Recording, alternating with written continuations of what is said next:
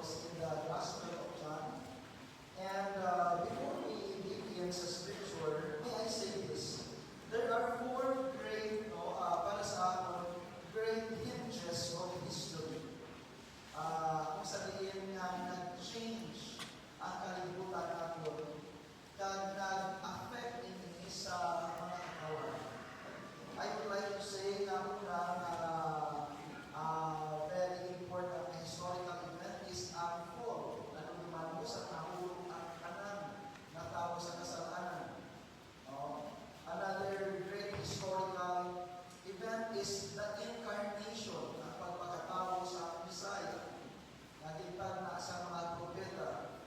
The third greatest historical event, I believe, is the death of Jesus on the cross. And then the fourth greatest historical event, na may epekto sa katawan is the resurrection of our Savior. Many celebrates the resurrection, pero let me encourage you and I pray na hindi lang niya na this is a celebration, but a reality in each of our lives. That we are experiencing daily the goodness, the outworking of the living Christ. So may I request you to open your Bibles in John chapter 20. The title of our message this morning is The Resurrection That Changed Everything. And I hope na hindi lang nabatian ka, but it has truly transformed us kung paano kita magpapahig sa singit kalimutan. May I request you to please stand up as we honor sa tulong sa Panginoon. And I will walk, let's walk through the verses, and I believe there are great lessons that we can apply sa singing na aga. And for our ushers, may mga kids, we have our nursery outside. So, kung mabukilan natin ng mga parents, na maka-join sila sa klase dito. Okay, John chapter 20, verse 1 to 10, aral na sa Amen. Okay, verse 1, the first day of the week, cometh Mary Magdalene, early, when it was yet dark, unto the sepulchre, and seeth the stone taken away from the sepulchre.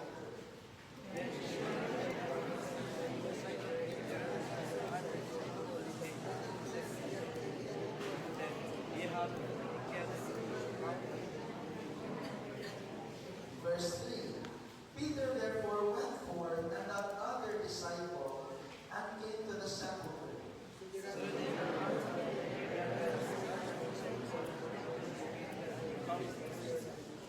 And he stooping down and looking in, saw the linen clothes lying, yet went he not in.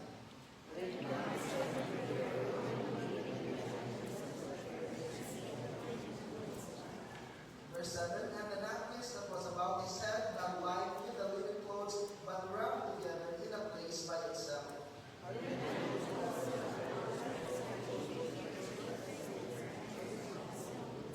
Verse 9, for as yet they knew not the scripture that he must rise again from the dead. Verse 10, then the disciples went away again. Let us thank the Lord for His word. Let us pray. Heavenly Father, salamat for this morning. Salamat, Lord God, that we can celebrate and remember and commemorate sa pagkabanaw sa aming maluluwas. Lord, bless our gathering this morning. Lord, Holy Spirit, speak to our hearts so that we will be filled. Makunan, Lord, hindi sa mga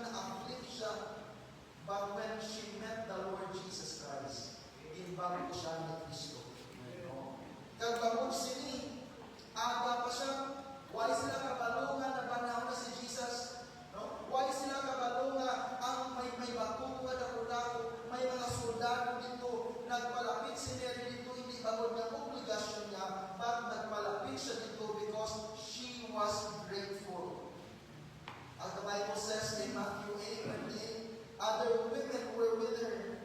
No? Damo ang mga disipulo ni Jesus, si John, si Peter, no? And then James na pinanagot, and these women remained faithful. They were with Jesus sa kala siya nakakapit sa cross. They were with Jesus sa kala siya inulubog. And now, sa tomb, alam na si Jesus sa lulugan, alam man sila. Even though life seemed hopeless, sige ko ining mga babae. No? So, mga women, don't underestimate sa inyong role, no? Sa spirituality. Nananalo, true Christian service must grow from our love for the Lord, not our mere duty. No? Damo nag-celebrate sa pagkabanaw. Pero, is it ang pag-celebrate na pala, ang pag-serve na sa Ginoo, ang paghatag ng time during Sunday sa Ginoo, ang pag-dedicate na sa life natin sa Ginoo? Is it because it's our duty, or is it because we love the Lord? Kung ano yung iyon maghambal, I have to serve. Pero ang bukma maghambal, I want to serve. No? So ako niya si Mary Magdalene, pakita natin ng iyang devotion. Ang bagay ni Jesus in John chapter 14 verse 15, if you love me, you will keep my commandments. So the question here this morning is, naano ka rin, no? We were with a youth conference in Euro Baptist Church for 3 days. Thousands, no? Subay sa Makibo, kamayang people ang nag-alabot. And then, hindi na ako maghambal, pero may naman tayo mag-preacher ng Maria, why are you here? Basta gusto rin yung basketball. Basta gusto rin yung inyo, ano lang, dahil ito iwanan na yun. Nasa lolo, nasa iisiraduan.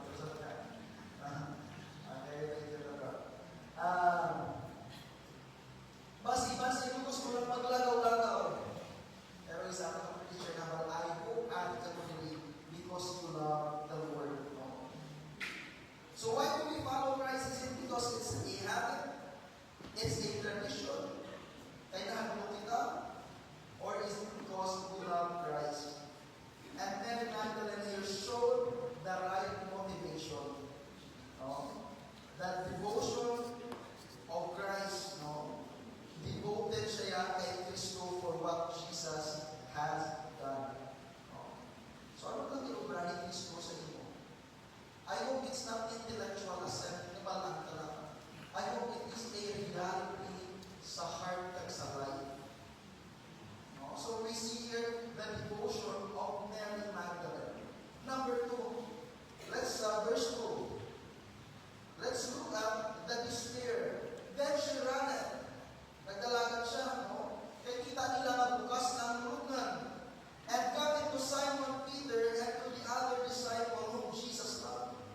Ang other disciple na din is si John the beloved. And said, they have taken away the Lord out of the sepulchre. Mary assumed the worst. Awayan na intindihan na mapanaw si Kristo ang pinagkawat ang lawas si Kristo. So sa nakita yung nabukas, dalagan siya balik sa mga disciples. Na ni Apostle Peter na kapinanago ni Apostle John. Ang bayabaw, pinagkawat nila si Kristo. Pero nalipat sila, bro, because it was a prediction of Jesus already. In Matthew 16, in Matthew 20, sadly the disciples did not understand. Malaki lang. Nagabala si Jesus sa pagkabanaw and yet why sila naka-inchini. No? Pero interesting. Ano yung interesting? Ito pasama ng Bible. In Matthew chapter 27, ginpabantayan sa mga religious leaders sa Judeo ang lumugan. Kayo ba ni Anilaya na nagabala si Jesus na mabanaw? No? Interesting.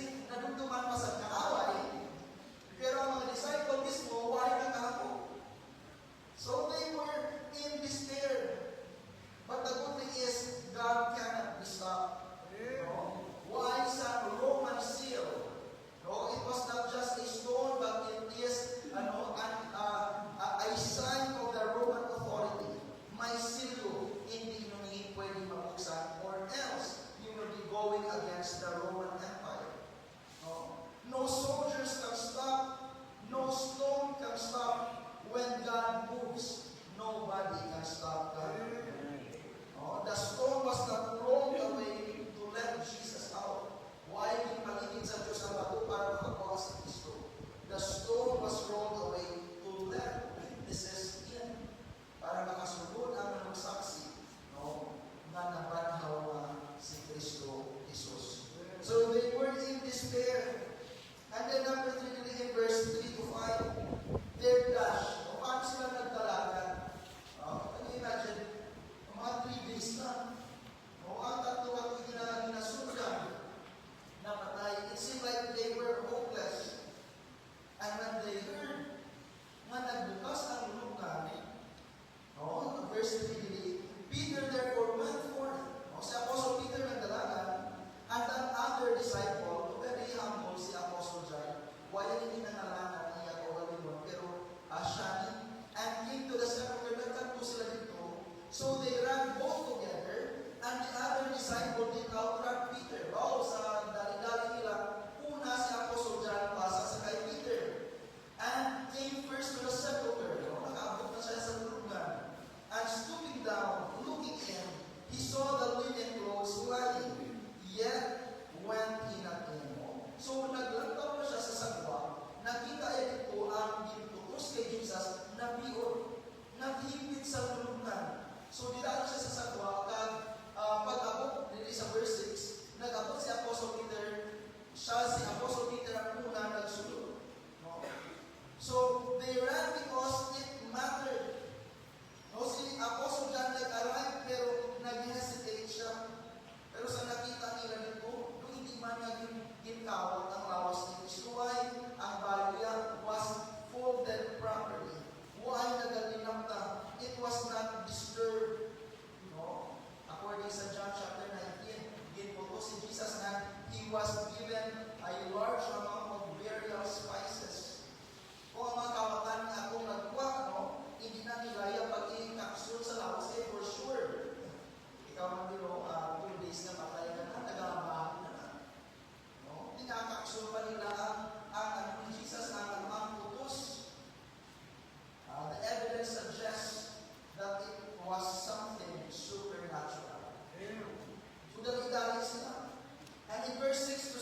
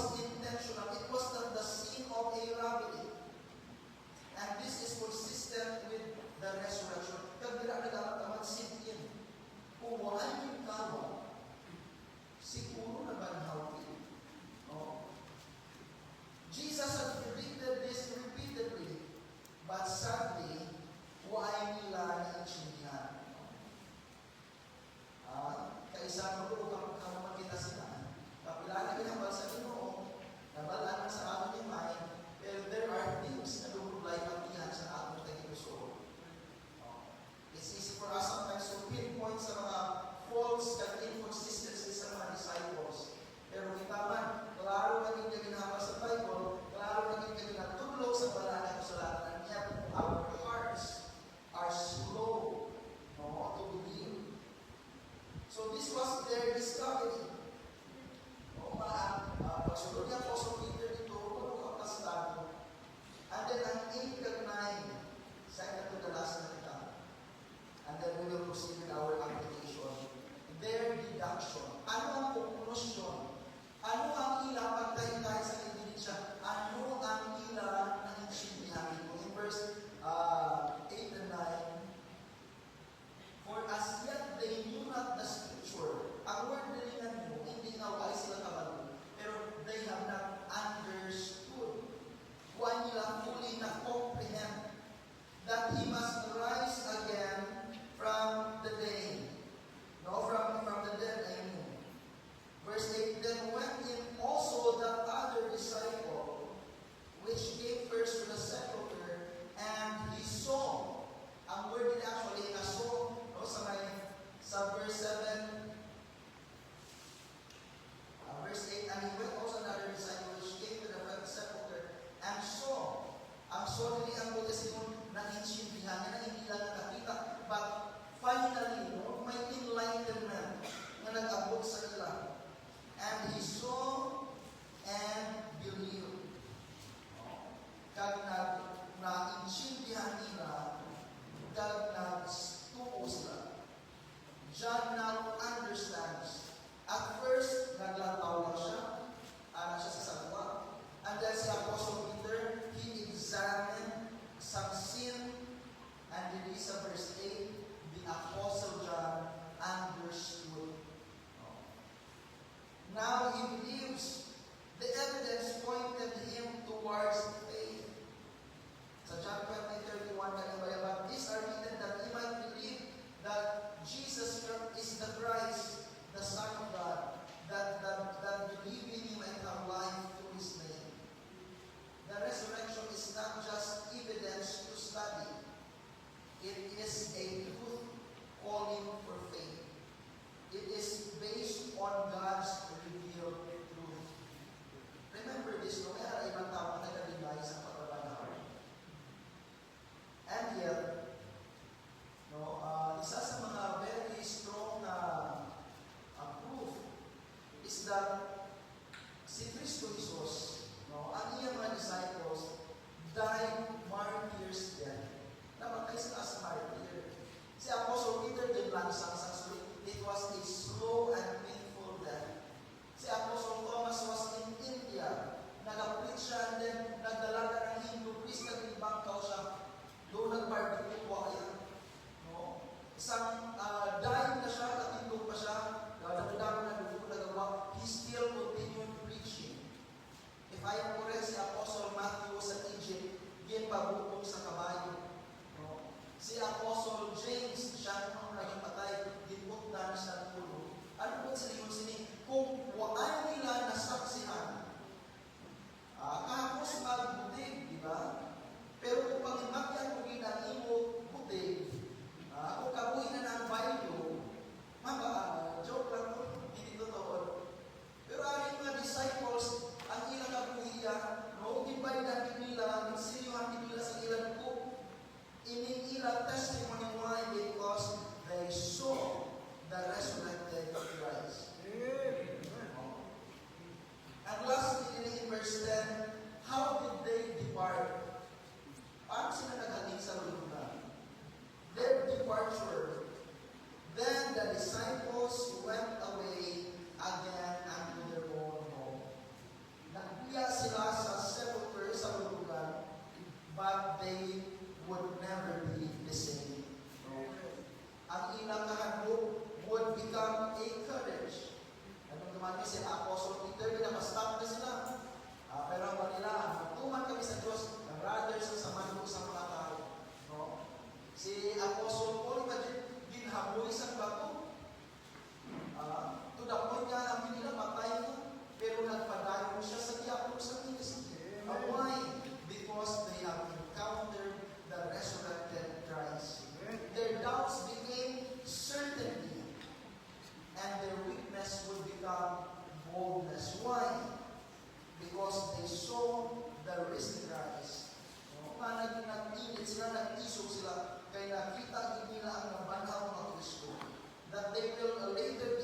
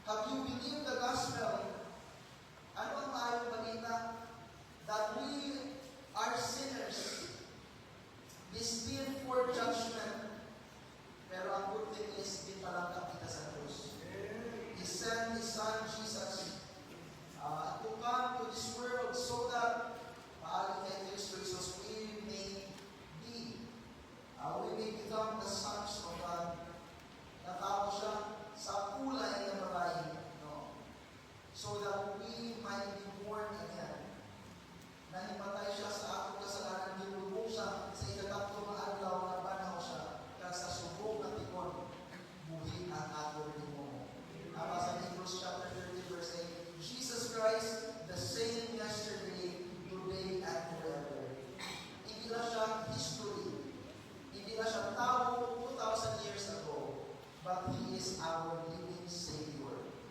Kag makilala mo siya personally, no? Kag kung makilala mo siya, masakuan mo matutulog at ako'y, kag kung isipuhay mo siya, magapabilin sa imo ang kasintal sa kamay. So, ang panawagan din is, if you have not experienced the risen Christ, no, follow Him. Saligi siya, talig niya kasalanan, kilalahan mo kasasalan ko, kang magpanumbalik sa amay maagi kay Kristo Jesus. Trust Christ, no? Follow Him as your Lord. Trust Him as your Savior. Kaya nabanaw ang atong Ginoo, no? Kagay mo ma-experience siya sa tagsa-tagsa ang Ginoo na buhig sa ila tagsa-tagsa katabuhi. No?